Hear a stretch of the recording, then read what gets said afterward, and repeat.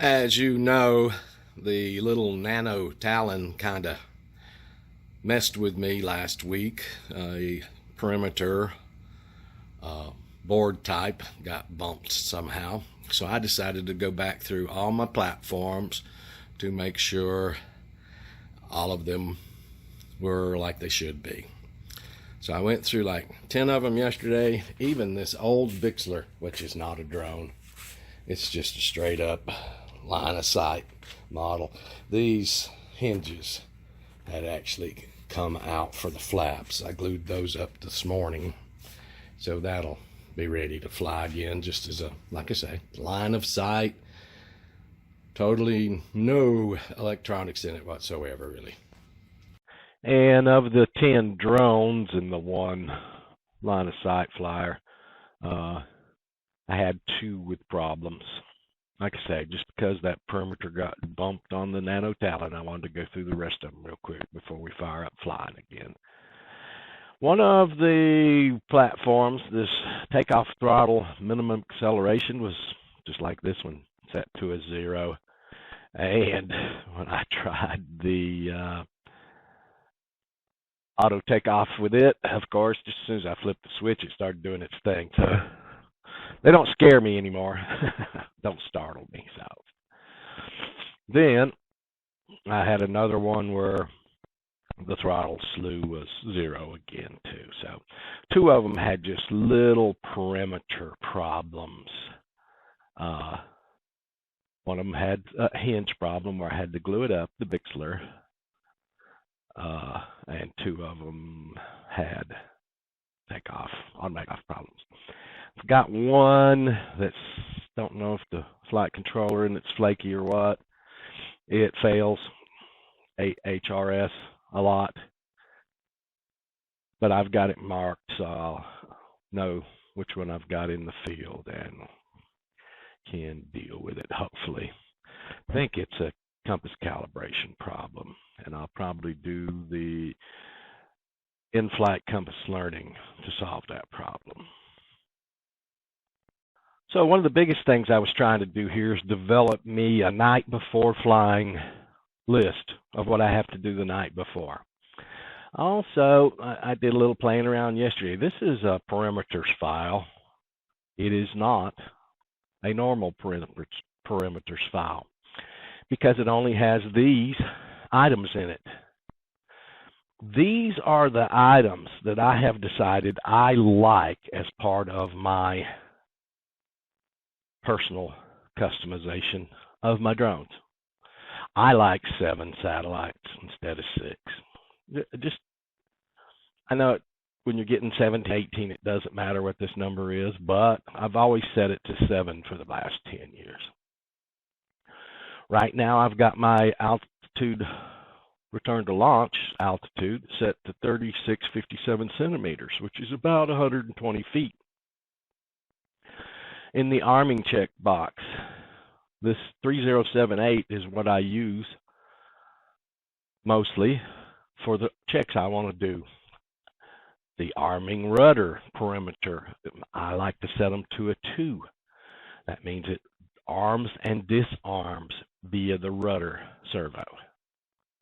Now, right now, I'm still in the middle of AutoCalc on all these platforms. So I've got AutoCalc set to 1, but Airspeed U set to 0. I want to calibrate it, but I don't want to use it yet.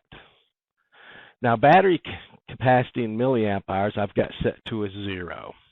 Likely, nothing is ever going to match that. So what it's going to do when that one comes up, it's just going to show me that particular item is set for in that model.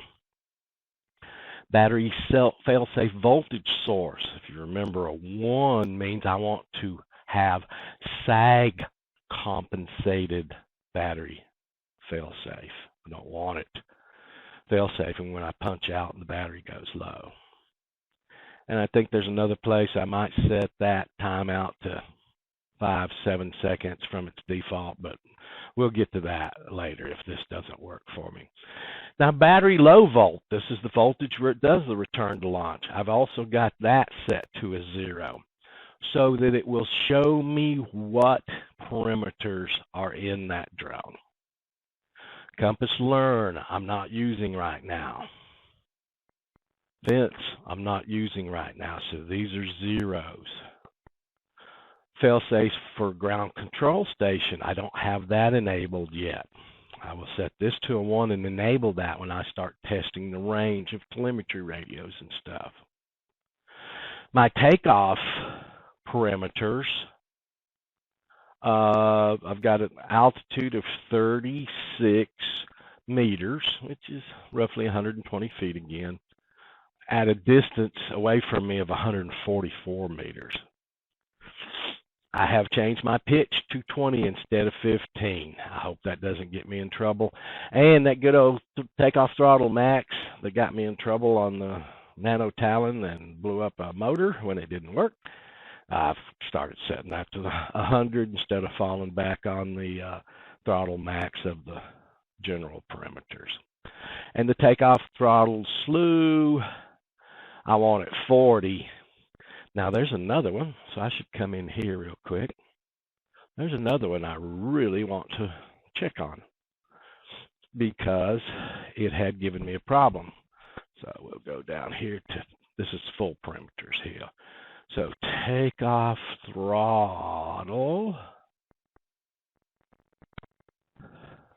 right here. I want this parameter. That's on, that was 0, which is the default, which got me in a little trouble on those drones when I was checking them.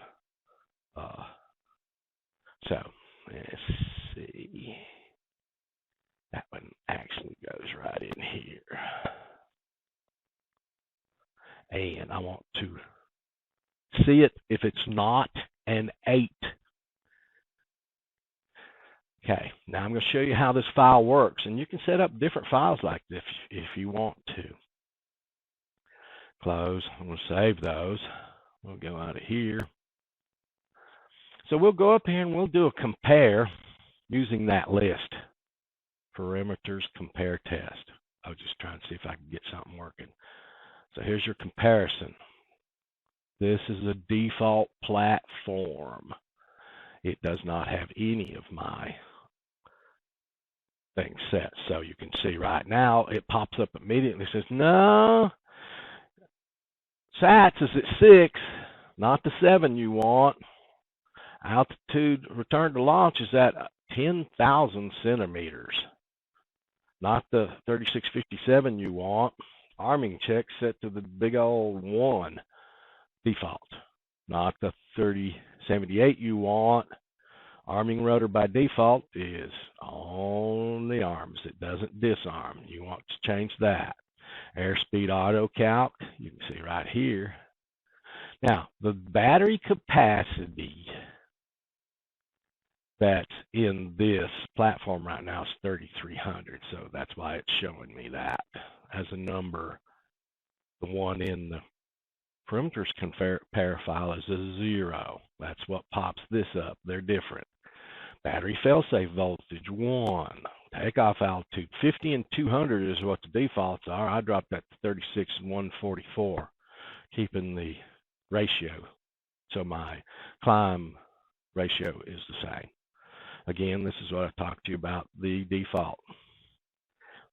These are set to nothing, but remember I want 108 and 40. So that shows me that that platform is not set up. So real quick here, I'm going to come in. This is just a board.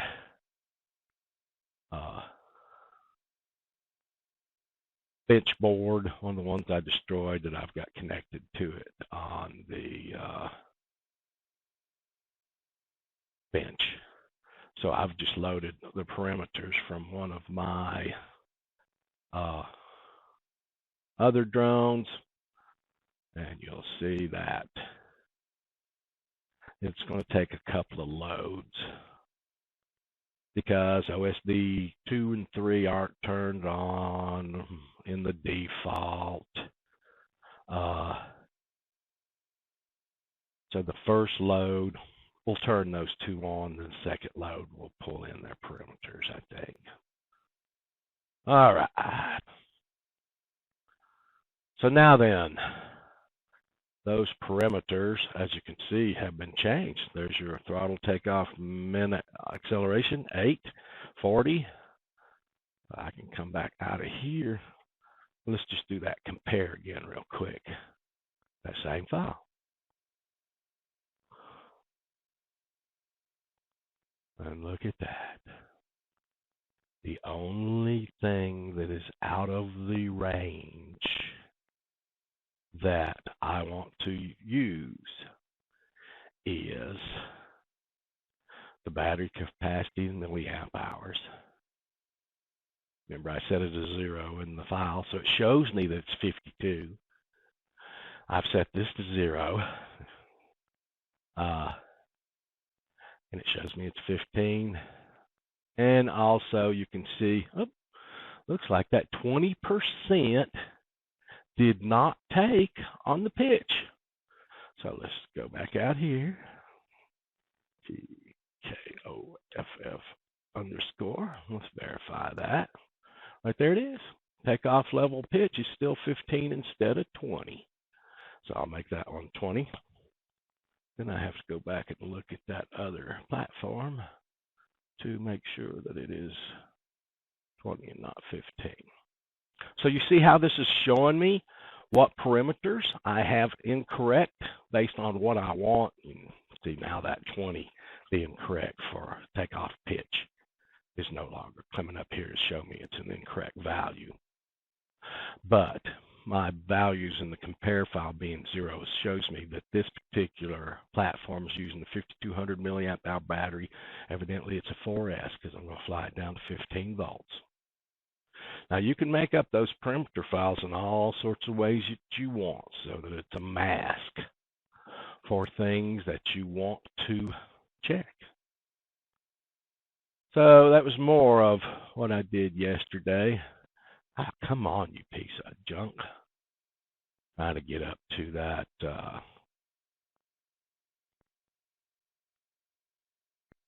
battery to show you that it's 5200 milliamp hours and has a battery low voltage failsafe at 15 volts.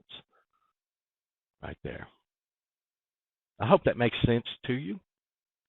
So I went back through all these drones. I thought I would be making up that list of what I do the night before I fly because I'm going to start charging my batteries the night before instead of the day of. That's taken too long. So